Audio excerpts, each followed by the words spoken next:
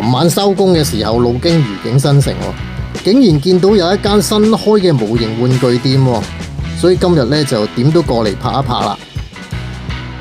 呢間其實係一間連鎖店嚟嘅，咁今次呢就喺愉景新城就開咗分店啦。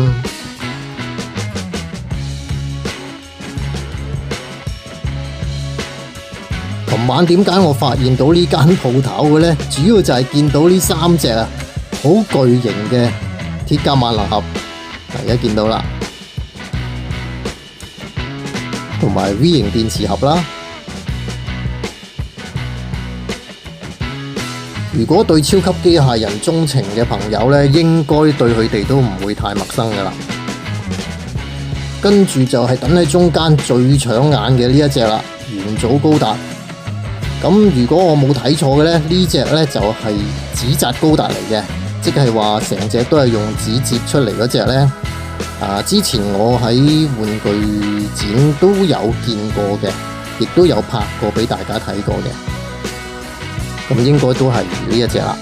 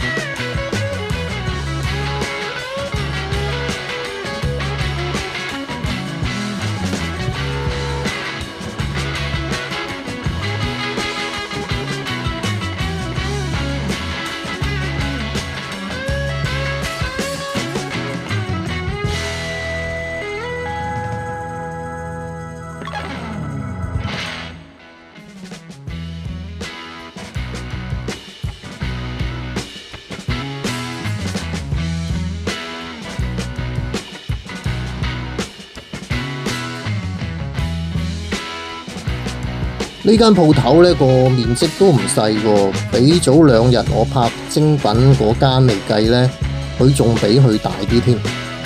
而且裏邊嘅貨品嘅款式啊都好多，有模型啊、玩具、figure、卡、車仔啊，好多種類嘅都有。仲有 LEGO， 仲有就係一啲俾小朋友即係細年紀玩嘅玩具都有啲，咁大家都可以陸續睇得到噶啦，我都影咗有好多噶啦。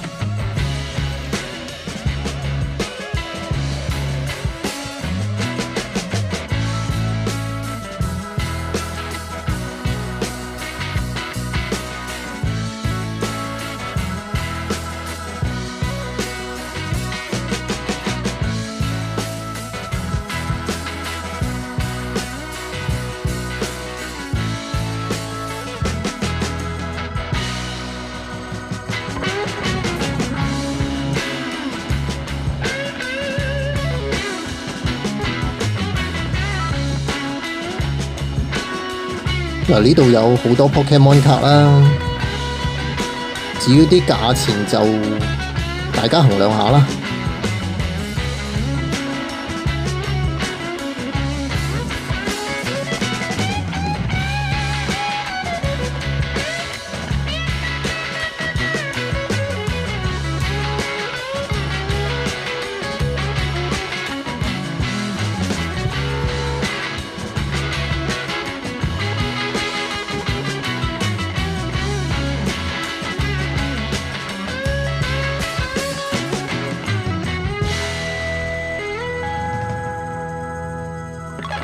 嗱，呢度陀螺都有少少，就唔多。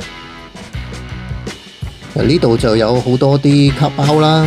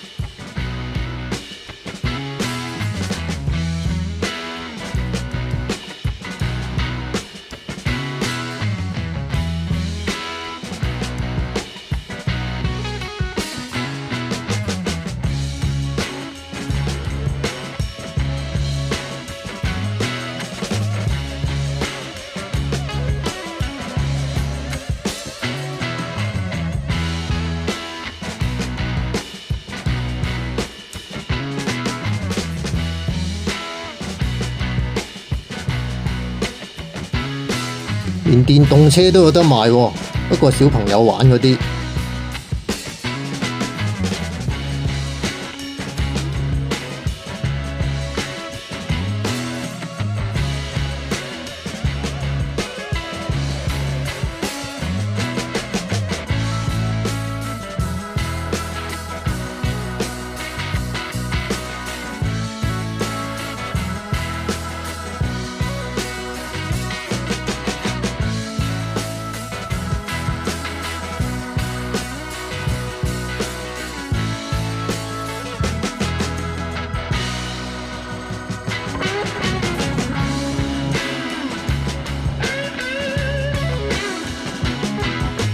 可以睇到啦，地方都相當之大嘅喎。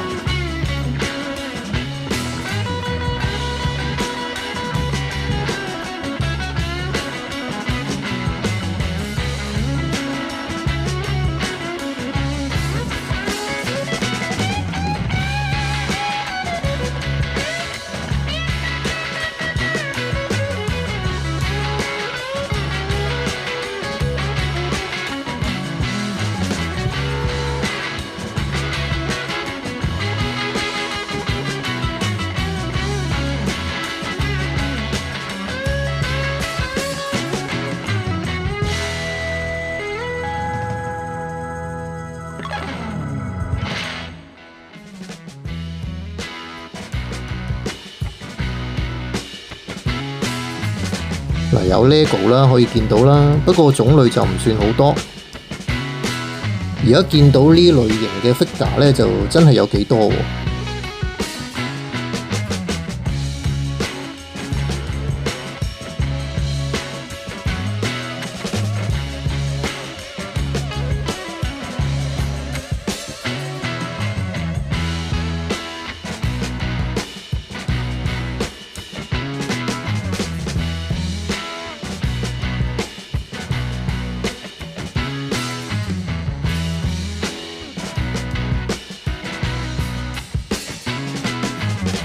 呢度我仲見到有少量嘅舊模添，啊幾得意喎！新嘅鋪頭都有啲舊版嘅模型喎。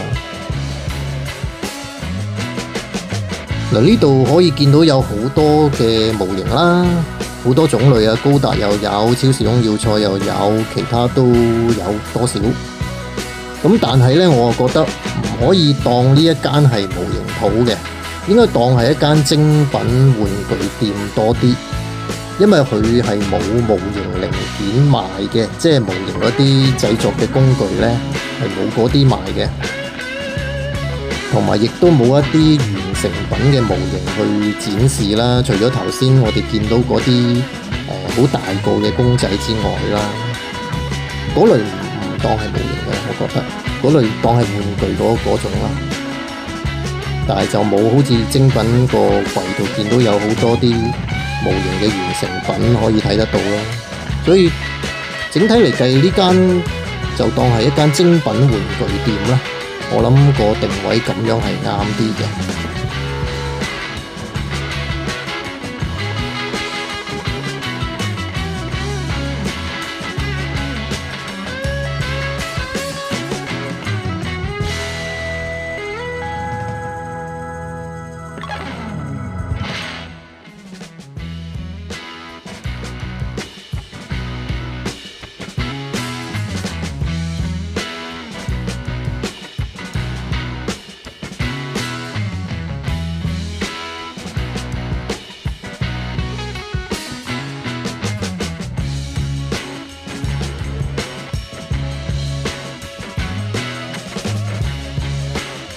呢間鋪頭進駐荃灣區呢，就對荃灣嘅居民嚟講固然係一個好事啦，係咪？多啲嘢買。